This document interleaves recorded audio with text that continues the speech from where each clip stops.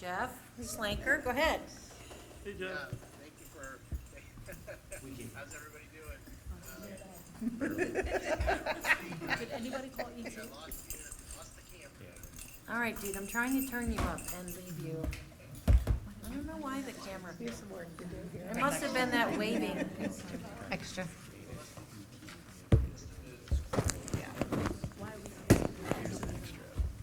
All right, try it again. All right. Oh, actually, really, I'll keep it for. Can y'all hear me okay? Yep. Yes. All right, good. I'm Jeff Slanker. I know some of y'all.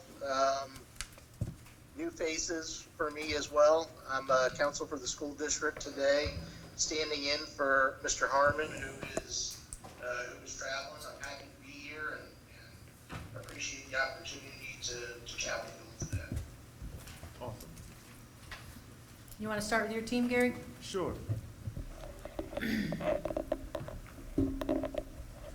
Alec McIntyre, MCEA.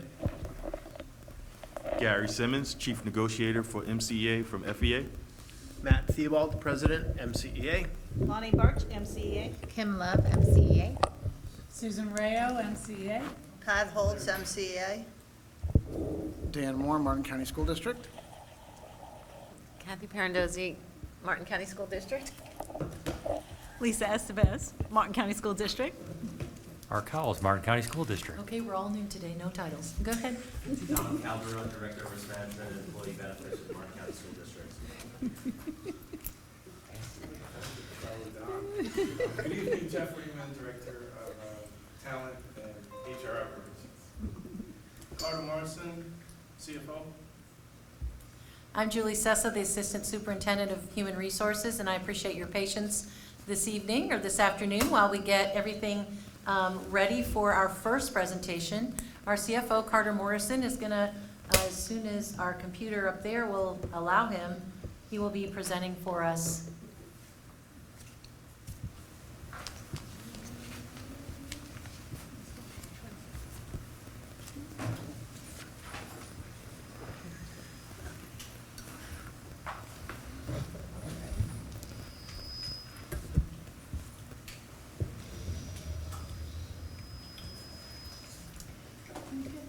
Can you see up there a little bit, Jeff? I can see, hopefully I can hear everybody okay. Let me know if y'all want me to do a little intro to Carter. Happy to do that. Yeah, why don't you go ahead and do an intro to Carter while he's getting his material brought up on the 1985 computer we have in here. Yeah, absolutely. You know, I think we got the agenda sent over to y'all after welcome and introductions. Our first point on the agenda is our response to the proposal on supplements. I think what we left it at the last meeting, that we were kind of looking into that, digging into it, and evaluating it. And to recap, that proposal for the supplements on B2 and B3 is a 25% increase on each of the numbers, and then for those that were a range, a 25% increase on the top end of the range. So what we've been doing, as we indicated in the last meeting, is looking into that and digging into it and looking at comparables and also looking at the finances and all that. Carter looks like he might be ready to go. I'll let him kind of take over and present on that. You ready, Carter? I think so. I think so. Okay, yep. Firstly, let me thank Gary for sharing with me some of the other school districts that you've negotiated with this issue with respect to supplements. I'd also like to recognize the union's point, if you will, that supplements have not been updated in a while. So we started the work off very diligently looking at the supplement proposal.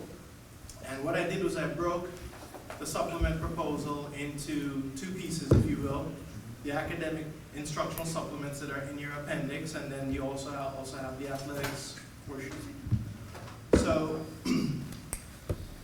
once we started this work, just looking at athletics, for example, we started to compare, oh, I didn't do that.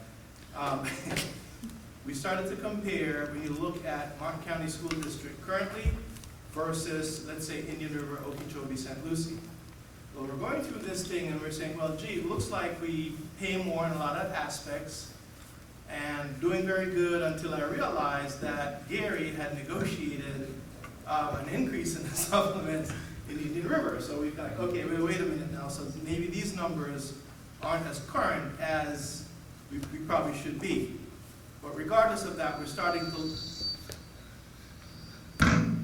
were starting to do our due diligence to see what the current rates are in comparison to the other Indian River, St. Lucie, Okeechobee, and where we are, and what the proposal was with the 25% increase. So we also looked at the academics instead, as well, looking at the 25% increase. And then somewhat of a nuclear bomb went off in the district. And this is what happened over the last couple of days. So what you're looking at, and Patty, if you could hand that out for me, please. Thank you, Trish.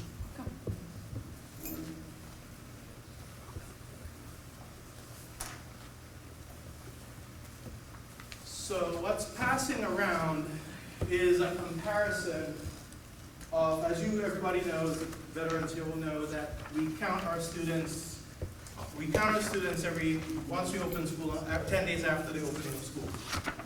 So what you have in your hand is a comparison of August 22nd last year versus August 23rd this year. You know, the calendar shifts by a year or so. Now when you look at, for example, elementary schools, just to show you how to read this thing, in column A, at Seaman Elementary, we had, on the 10-day count, 500 students enrolled and present. But by the time February rolled around for FTE, now let me make a distinction for everyone. When you're looking at the student count, on the 10-day count, we're counting noses, count of noses. FTE is, as everybody knows, is October and February survey within that week. Everybody who's attending in that week, once you attend within the week, that survey week we mark you present, and they're fractional students because not everybody has a full schedule. So you can see the differences, for example, at JDP, 524 on a 10-day count, 518.03 was FTE that were collected. And you know, students come, students go, that kind of thing. So when you look at the February unweighted FTE in total, so on the 10-day count in August of 2023, we reported 16,926 students present and enrolled, okay? When February rolled around, however, you can see our FTE that the state paid us for, which is 16,165.11 students, or a loss, when you compare our 10-day count enrollment to our FTE that we got paid on, is $760.89. The difference between, again, just making the distinction, count of noses versus your FTE, which is your full-time equivalent students, what we get paid on. If you look down at the bottom section, you'll see where it says Family Empowerment Scholarship Program. Now, I can't prove this with a concrete, but you can infer that what the school districts lost was vouchers gained, right? And that's the reality of life. That's the state's policy. That's just education in the world that we live in today. The state's policy is that you have traditional, you've got charters, you've got homeschool, you've got private school, you've got vouchers, so we are in a very competitive environment, okay? When you look at this year's 10-day count, which we're still, we're still working through the numbers, which on your sheet should be marked draft, for comparison purposes for discussion only. What we're counting right now is 16,205 students. I don't know what's going on with this computer. 16,205. So when you compare last year's 10-day count of 16,926, of which we only got paid 16,165, and look at our 10-day enrollment now at 16,205. We could be down as much as 700 between last year and this year. Now, of course, you can see, obviously, in the FTE, that your high schools are the main driver of that difference for last year of 540.27. You can see the difference right there. We are theorizing that some of that may have to do with some off blocks that our students really don't attend classes during the day, and they actually leave our campuses. We're working on that. But the reason why I bring this to your attention is that if you look at my spreadsheet here for the supplements, at a 25% increase that you had proposed, I hope this works and doesn't embarrass me. And Gary, always refresh. Oh, wonderful. Didn't work. It's a $682,000 increase. I don't know, it never works here. But it's a $682,000 increase. So at this point, knowing that we're down potentially that many students, we are not prepared to recommend an increase in the supplements at this time. However, because we gotta get our arms around this, guys. So, however, if the union would wish to do so, we can absolutely look at that for 25-26 to take a look and see what we can do in a lot of the areas. Because a lot of the areas you are competitive, again, with the caveat that, of course, Indian River had made their, you've negotiated some increases with Indian River. I know we've done some with Okeechobee, and I've got St. Lucy's schedule. At this point, we would not be prepared to make that recommendation. Keeping in mind, we know that we've made some good strides. We've kind of knocked out the TSIA, which is $1.1 million. We have contributed over $1.3 million of our local monies. Sir? Excuse me, sir? We've contributed $1.3 million of our own local money. We have agreed on the $600 increase to the insurance subsidy, pretty much guaranteeing that no member will have to pay a substantial increase. We saw that in our proposal and tentative agreement. A continuation of the American Rescue Plan rates at $50 an hour. We have also agreed on an MOU to the extended day program, which gives MBUs the opportunity to get a waiver on fees for extended day. And to come is we're going to be talking a little bit about what the board has asked us to do, coming from the millage, right? A recruitment and retention supplement for ESE teachers, still to be worked out, the details that we'll be bringing forward to you. That is as you know, we have language in our collective bargaining agreement regarding critical shortage. And I believe that we'll be utilizing that to bring that forward to the board for approval.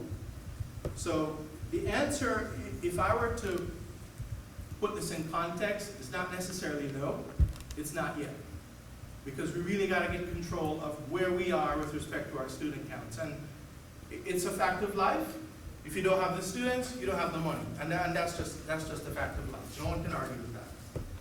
So with that, we just wanted to tell you that we started this work in earnest, in good faith, did all our due diligence. And again, thank you, Gary, for sharing with me all those schedules and we're updating. And again, I don't know why this never works for me here when I do this, but work for me in my office, work on my laptop, but when I get here, it's just, but it's a $682,000 increase to the budget, and clearly we were not prepared for that much of a hit this year.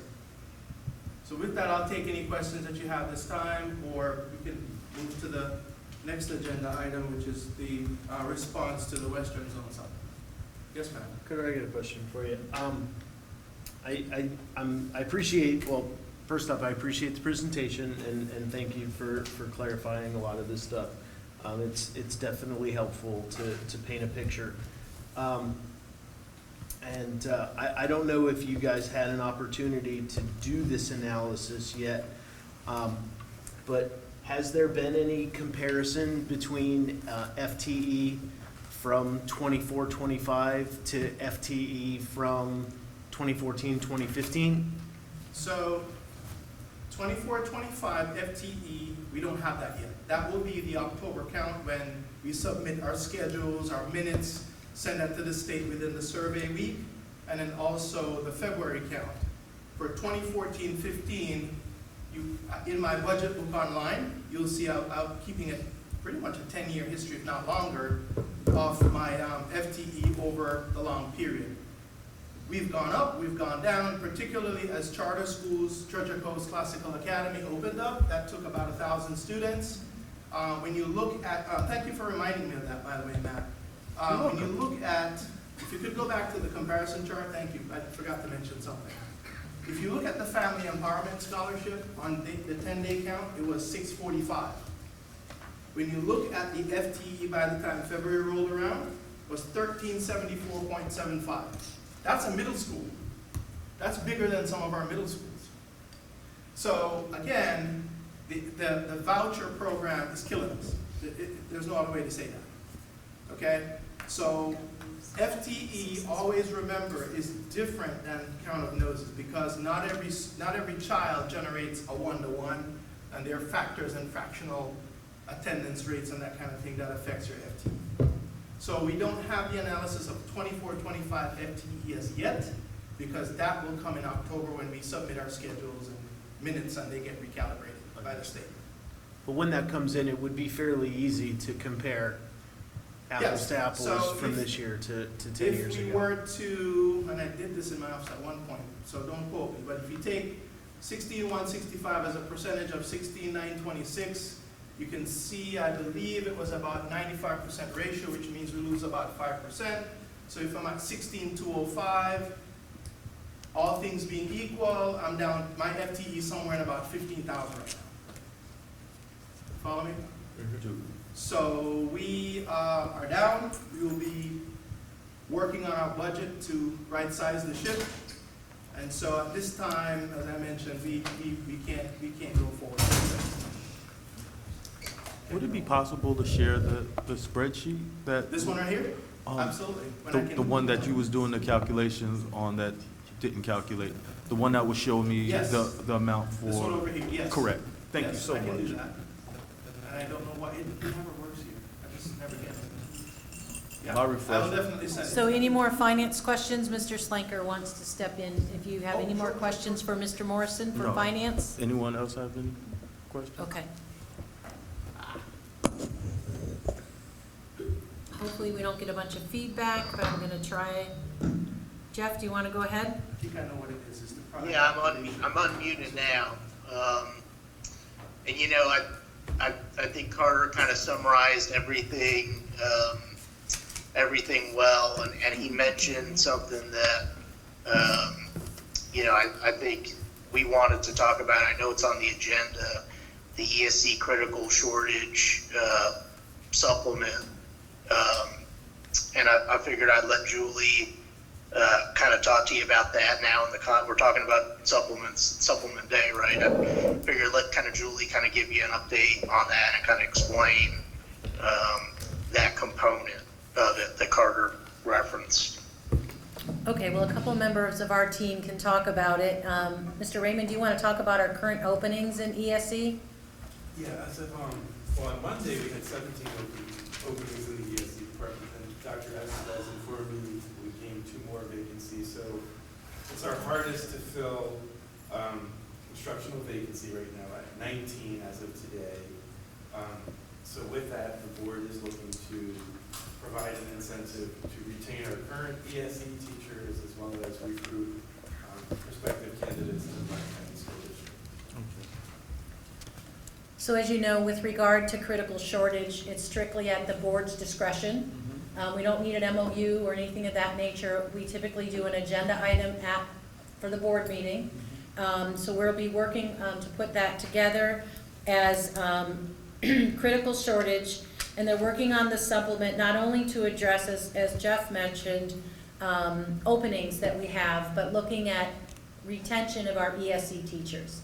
So we're just finding difficulty, and Dr. Estevez can easily testify and justify that we really need our ESE teachers, and it's a difficult time to get them in the door and then to get them to stay. So the board is, would like to take action on an ESE critical shortage supplement, and they want to bring it forward at their September 3rd special meeting. They don't even want to wait for the regular meeting. After viewing on Mondays, they look at our teacher openings. Mr. Raymond puts that together, and they realize that we definitely have still a number of openings in ESE.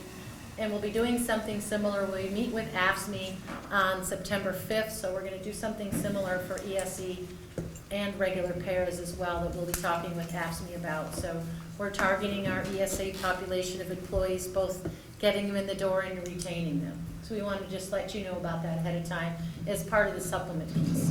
Much appreciated, Julie, thank you. Okay? So Julie, it's gonna be for teachers and paras. Well, with you, we negotiate teachers. Right, So but what right I'm saying now, is that we're your hope talking, is to do both. but I'm letting you know, we're sitting down with AFSCME on September 5th, and in the same vein where we have 30-some openings of paraprofessionals right now, and the largest number are ESE paras, that we're looking at targeting that group of employees, all paras, for a similar critical shortage, but they don't have it where it's in their contract like you all do in supplements, so we'll have to present an MOU for negotiation with them.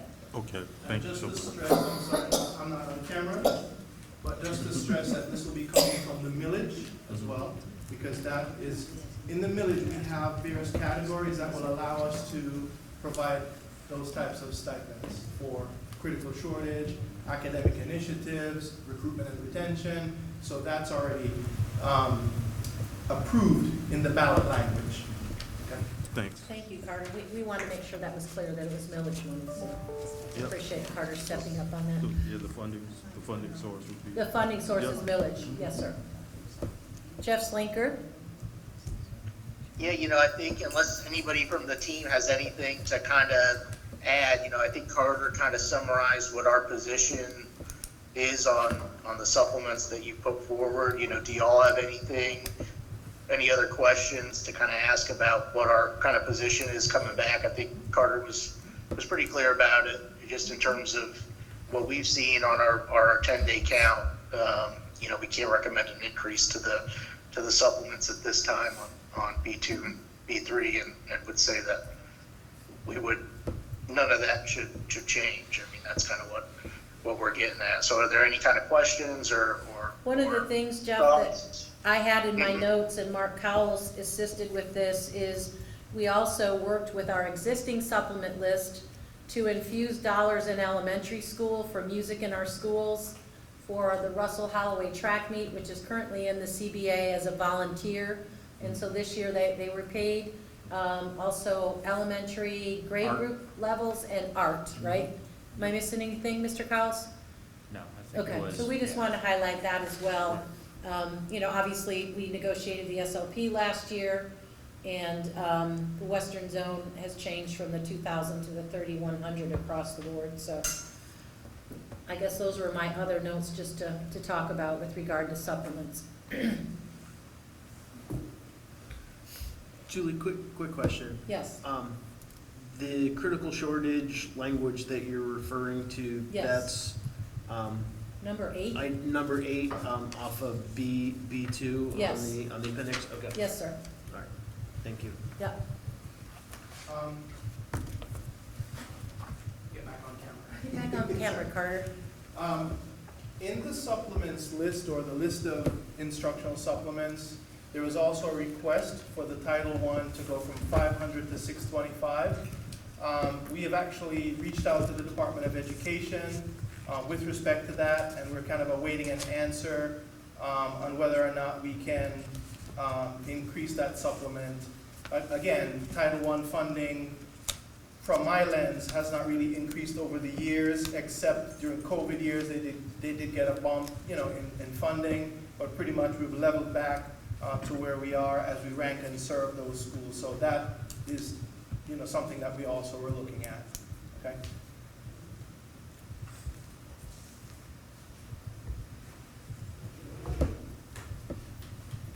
Anything else from the district team? Okay. Jeff Slinker?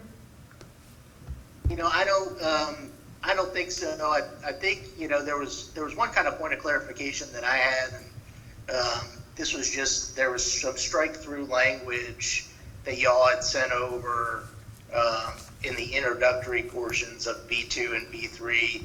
And it wasn't clear if y'all were looking to strike that language or not. You know, I think I went back and looked at the past bargaining sessions, and y'all said you were just looking to change the language of the, you know, in the chart itself in terms of the ranges and the values. And Mr. Morrison has provided, you know, our position on that and where we stand on that. But that was a point of clarification for me. I think it would be our position that everything in B2 and B3 would just remain the same.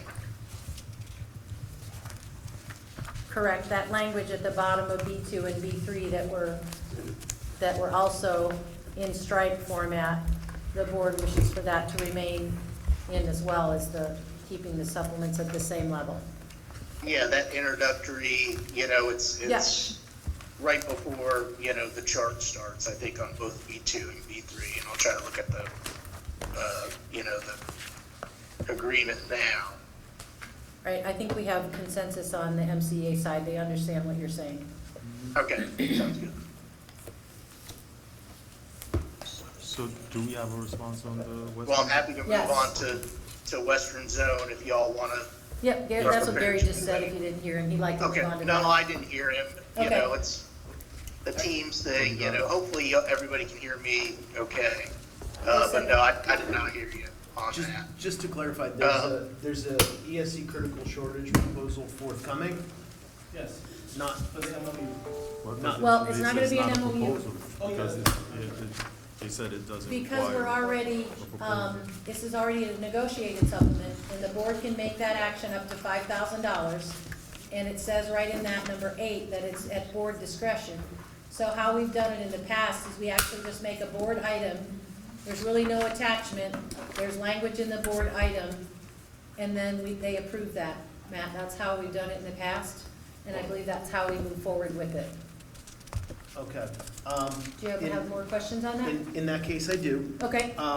Because I guess my first question would be,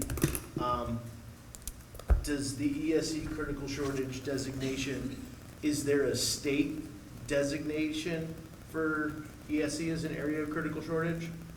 I would tell you quite confidently, I was in Miami back in May, and if I'm not mistaken, ESC was the top content area, if you will, or subject area of critical shortage in the state of Florida. I'll fact check it on caucus time, but that, I believe, was number 1 from the state designation. I understand that, and you know, there's, somebody once told me, don't ever ask a question you don't already know the answer to. And I kind of did know that, because when we were preparing our proposal for the speech language pathologists on area of critical shortage, that was an area that was often linked, was ESE and speech language pathologist. When MCEA proposed that critical shortage recommendation to the board, we were told that that wasn't possible because of the lack of the state designation. And I'm just wondering why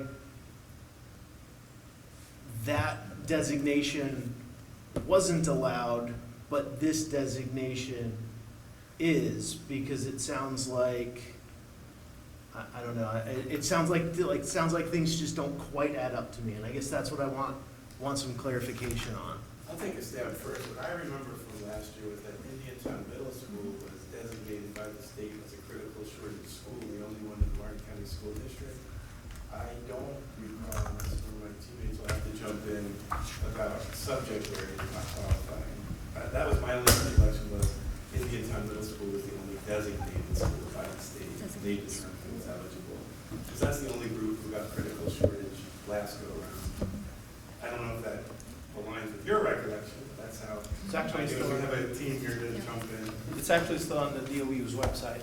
If you type in the critical shortage, there's a list of all the schools and the you know. and- But as a subject area Right. though, you said ESE is a subject area. I believe so. On that same list. May of 2024, that's what I saw at the recruitment and retention summit. As was speech language pathologist. That I last- don't know, last but year. if you know, since you're asking, could be. But if I can refer to page 70, I need glasses, 2 of the contract, Matt, where number 8 is. So with regard to that, if you'll recall, in March of 2023, we did a critical shortage supplement for teachers, because that year we had, after January, a number of large openings. So the board gave teachers in any subject area that came on board from March 5th through maybe May, they all got $5,000. No subject area, because this critical shortage is at the school district's discretion, school board's discretion solely. Okay, so we've already done that at the board's discretion. And because the SLPs had their own light item on the supplement, that's where the board decided they would like to go and address that by putting it in the supplement section. So tying it to critical shortage that they delineate a school in a report is IMS and IMS only for Martin County School District.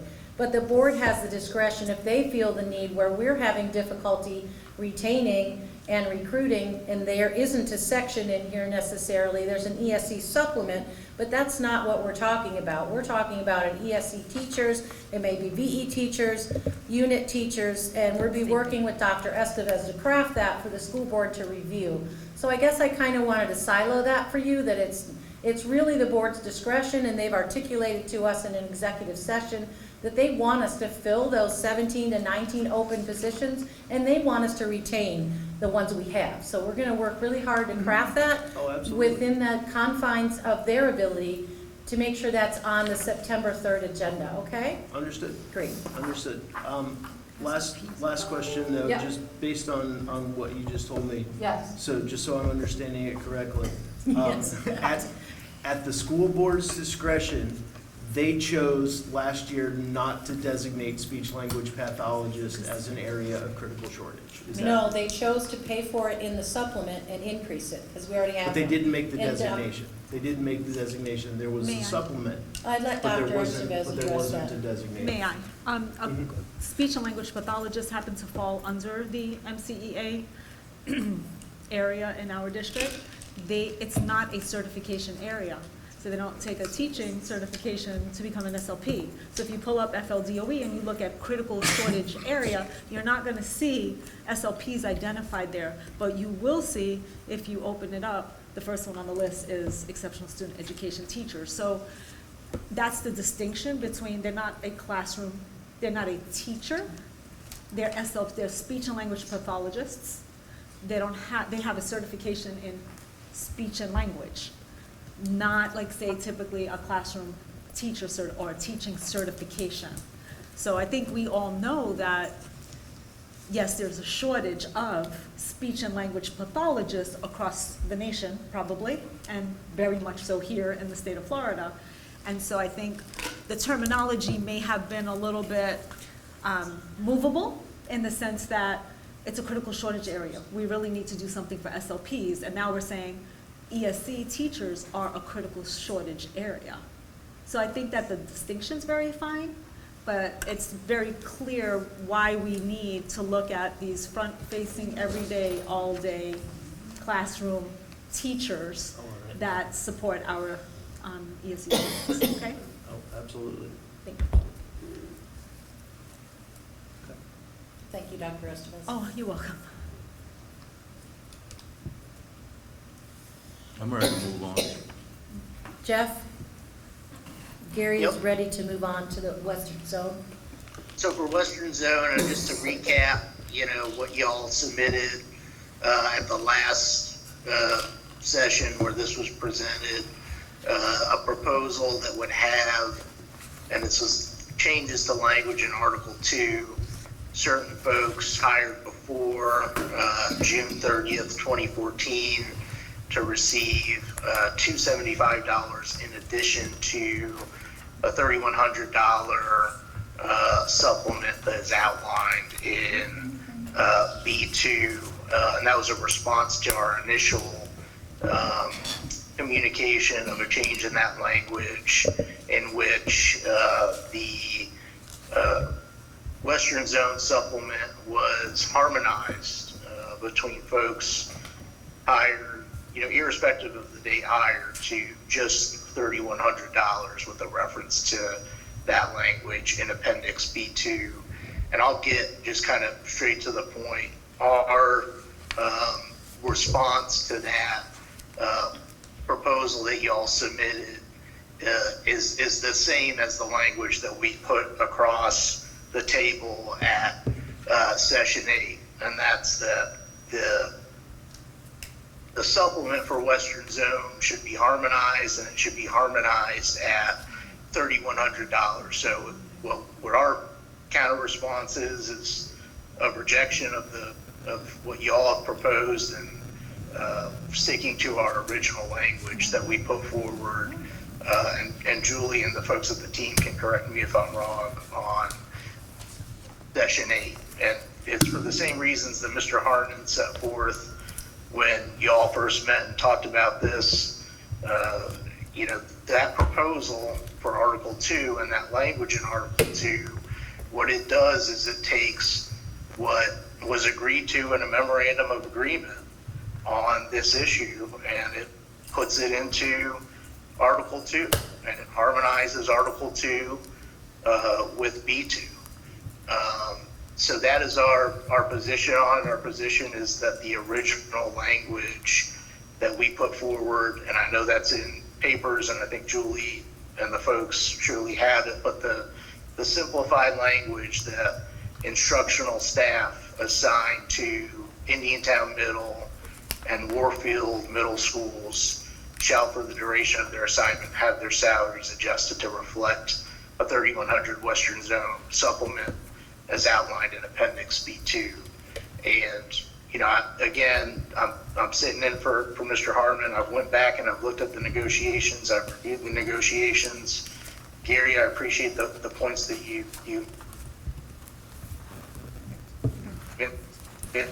the discussion that was had on it. Again, I think it's the position of the board here that, can y'all hear me? Lost you for a second there, but you're back. Okay. The position of the board really that this was resolved through the execution of that memorandum of agreement in January of 2023 that had language specifically saying it was meant to supersede and supplant the language in Article 2. So our proposal there, that original proposal that we sent over, was with the intent to just implement that formally into the contract in Article 2. So that is the response that I can give you. And certainly leave it to y'all to, if you want to talk about it, certainly ask questions. Well, it's not any questions to ask except for one, because what I'm hearing now is a complete 180 from what was said on the record the last time. So that's point one. Point two is the logic is flawed, because if the MOU transferred into the memorandum of understanding, the district wouldn't have proposed Article 2, and it's opening now, would it? We didn't propose to open up Article 2. The board proposed to open up Article 2.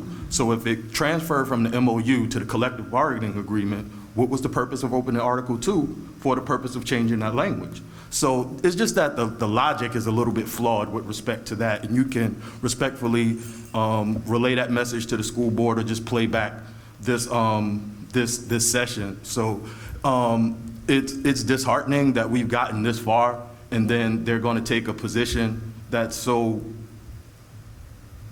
not in spirit of how this negotiation has been going thus far. So I got your response, but our proposal remains on the table. Not only did we make a proposal that made it fair, because the MOU did leave our grandfathered people $275 short. So just to be a little bit helpful for the school board, when you add $2,000 to $1,375, you get $3,375, which is $275 more than the $3,100 that's proposed in the supplemental table. So what you're asking us to do is to graciously have our members have a deficit of $275. So We're not going to accept that rejection. It'll be on the proposal. Our proposal will remain on the table, and we'll just have this issue to fight about instead of getting this session completed, because it's the principle that I'm going to stand on with respect to this proposal. We know what was said on the record last time. We wasn't even asking for a whole lot of money.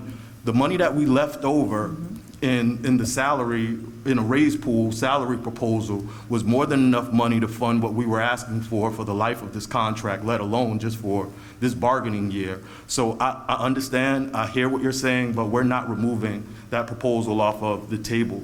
And the board can put out any videos or communications as to why bargaining isn't over yet. I'm happy that all of the bargaining is completed in the Treasure Coast. We got all of our contracts done in a record time, and I was looking forward to settling this agreement tonight. But unfortunately, we're going to have to be hung up on the Western Zone supplement. I'm willing to stand this out as long as they are. This is a mandatory subject of bargaining, and we would take this to impasse.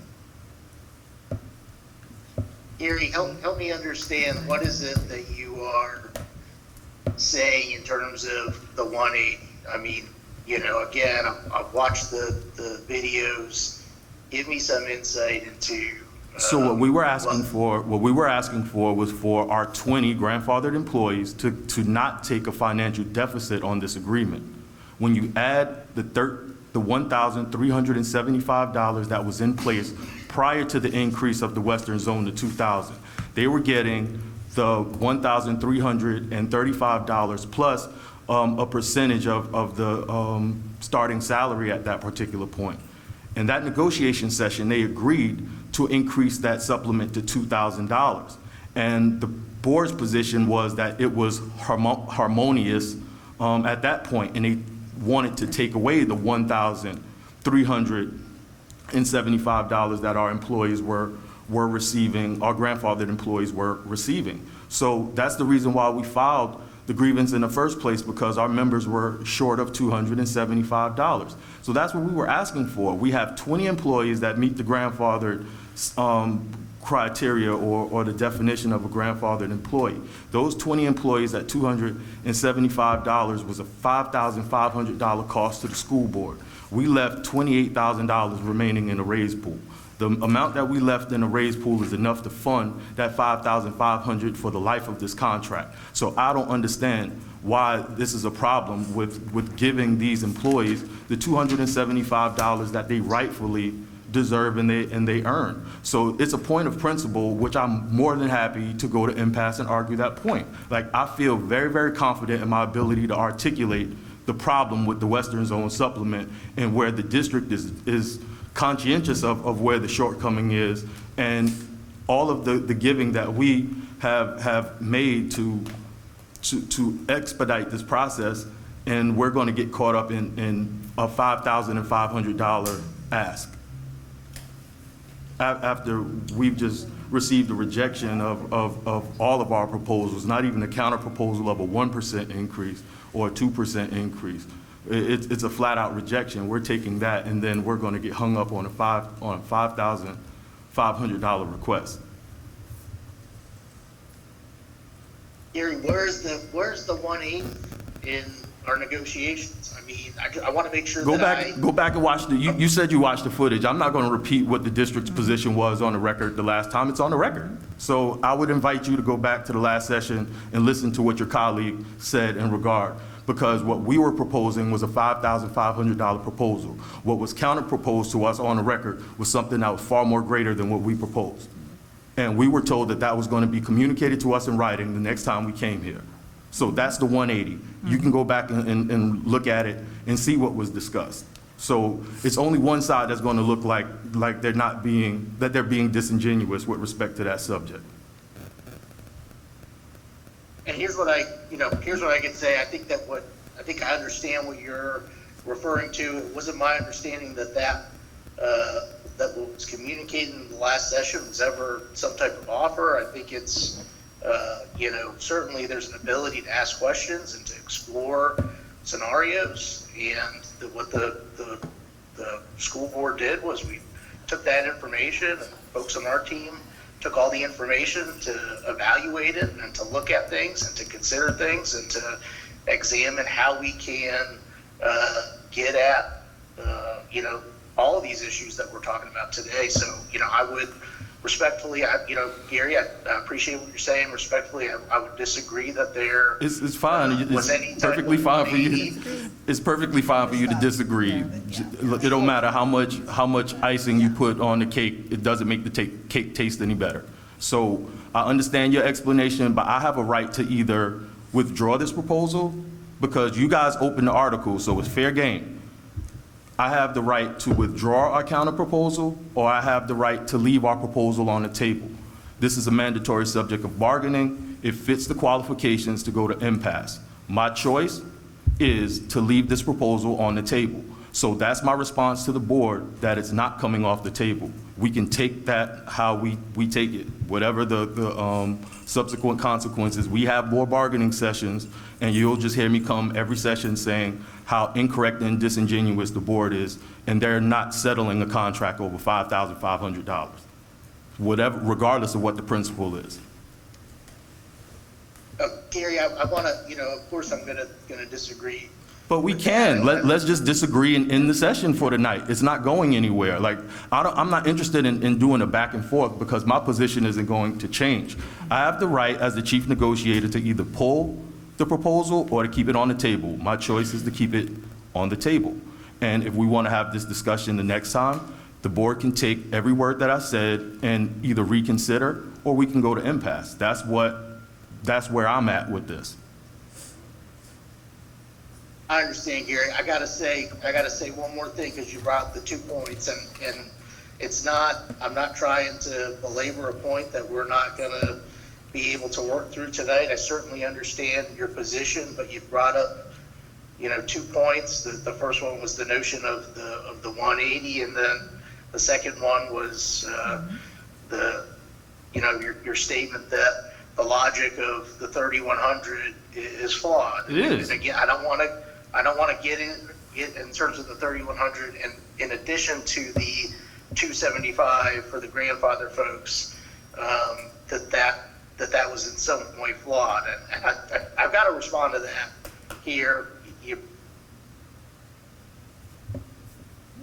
I understand your position, but give me a chance just to give you, and I know, look, I know there was an arbitration. I know, that process was what it was. I don't want to get into kind of a big dispute here on, history and the course of history. But I think what our position has always been, and what Mr. Hartman communicated, was that there was the intention to streamline this Western Zone supplement into, into one level. And when we negotiated that memorandum of agreement, it was to harmonize really what was put forth in B2 with respect to the Western Zone information with what's in Article 2E. And if you read the plain language just of Article 2E, nothing in that article says anything about there being some entitlement to a certain level in terms of what is a grandfather for folks that are grandfathered under that provision. In addition to whatever is set out on B2, it specifies that the supplement is 4.5% of 37,000. So I think what we would say is, look, there was an effort, right, through the execution of this memorandum of agreement in January 2023 to come to a resolution where we harmonize for everyone in the Western Zone at 3,100, and that really addressed any issues and any vagaries that might have been evident in the complaint. It was an expression, it was the most recent expression of the intent of the parties, and it said in that agreement that it expressly supersedes and supplants the language of the article. And the effort of the school board was to incorporate that information in the memorandum of agreement into Article 2. So understand your position, Gary. I appreciate you having the dialogue with me. you know, I know your position, in terms of leaving your proposal, you know, on the table.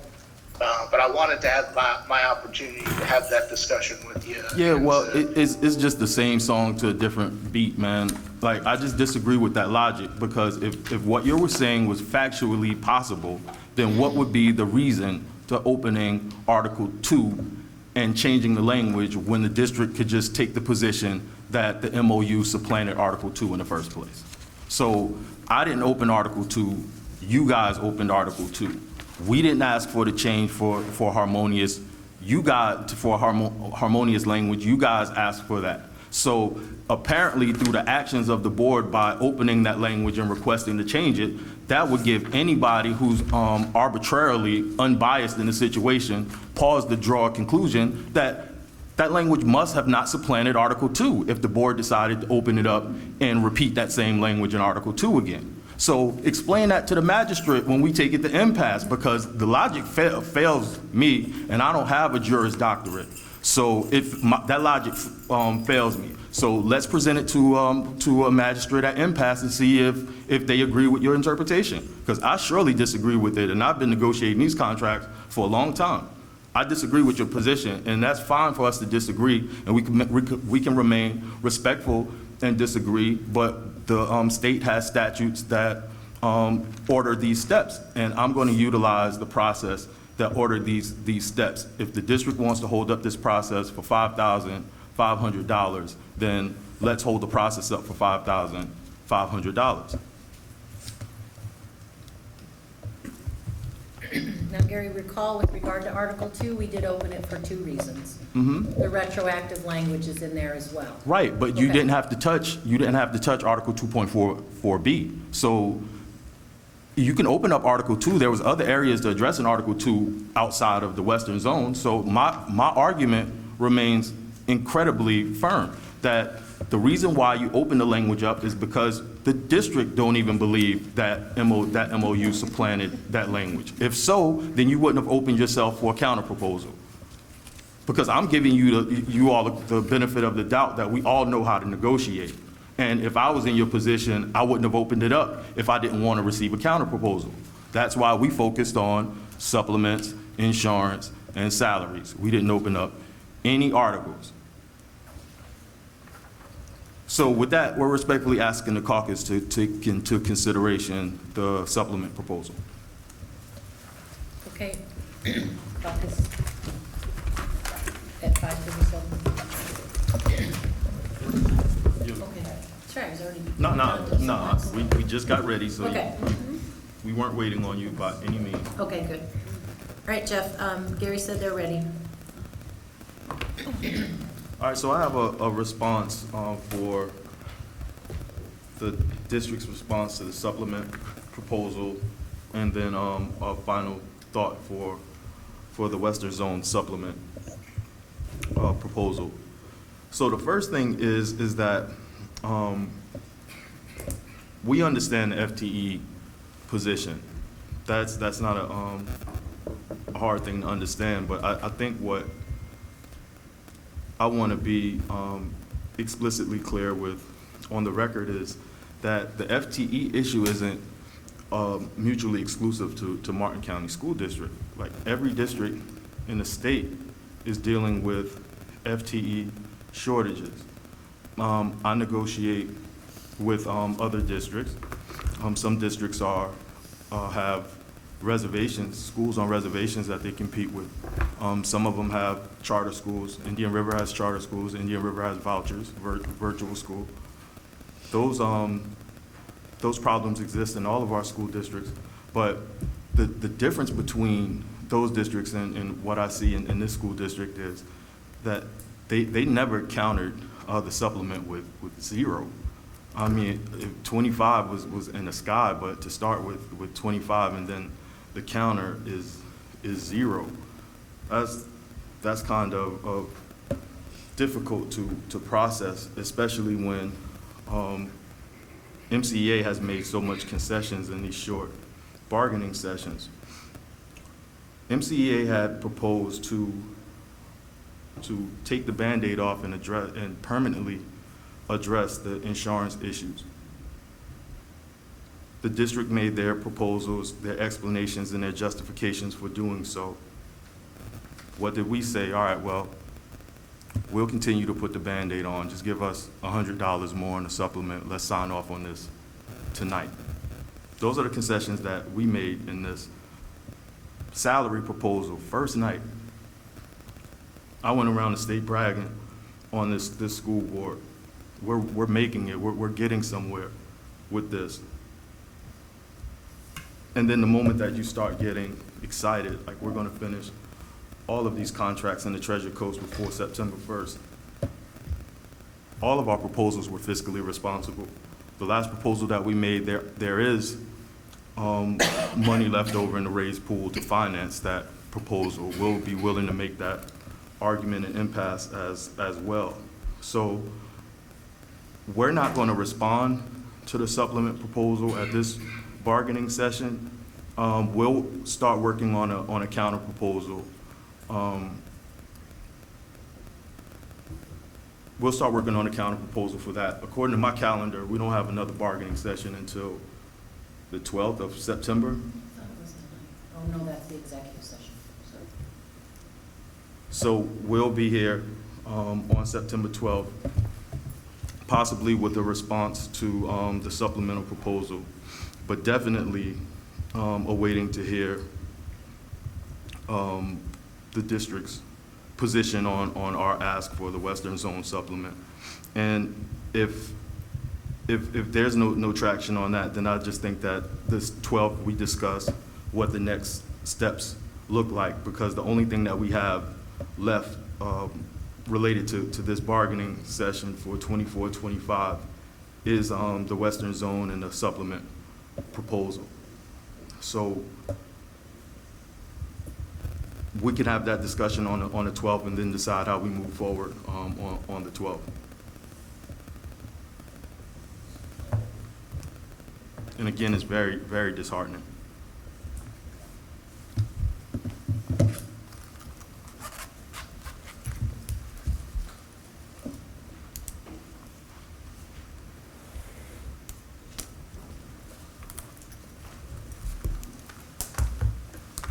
Did you hear everything Gary had to say, Jeff? Yes, ma'am, I did. Okay, just wanted to make I did. sure. So we're set to come back on the 12th. And is there anything from our folks on our team? Not at this time, no. I wanted to clarify, and I just want to make sure it was on the record, that we did talk about that supplements are not necessarily no, but whoa, well, we get a handle on the budget and looking for that. Was that articulated clear? That was crystal clear, and we Okay. were willing to accept those terms until we got the results of the second one. So you guys delayed this a week and then come to the table with a no on both of them. Like, so if we were dealing with the not yet on the supplements, then that was something that we could have understood. But to say no to, well, not yet to that, and then say no to a $5,500 salary proposal when we've made all of these gains with pools of money much larger than that. We're not asking the board to make any cuts to anything, or it's $28,000 left over from the salary proposal. $5,500 over 3 years of this contract doesn't even swallow up that entire $28,000. So this seems incredibly spiteful. From like, it's difficult for me to explain that to these folks, and I just think that like the biggest slap in the face is that you have one of these grandfathered employees like sitting right here on the bargaining team, and we're staring right at her and saying like, we want you to take a $275 cut, knowing what homeowners insurance and the price of gas is, and the commute to go from Port St. Lucie and here in Stewart all the way out to Indiantown on a 360 trip every day. And we're telling them that $275 is going to break the bank when we gave a $28,000 break on the raise pool money. That's incredibly, incredibly disheartening. That's the best way that I can explain that. So, like, let the school board explain that to a magistrate. And it's going to be very difficult for me to hold back those 20 grandfathered employees from coming to these school board meetings.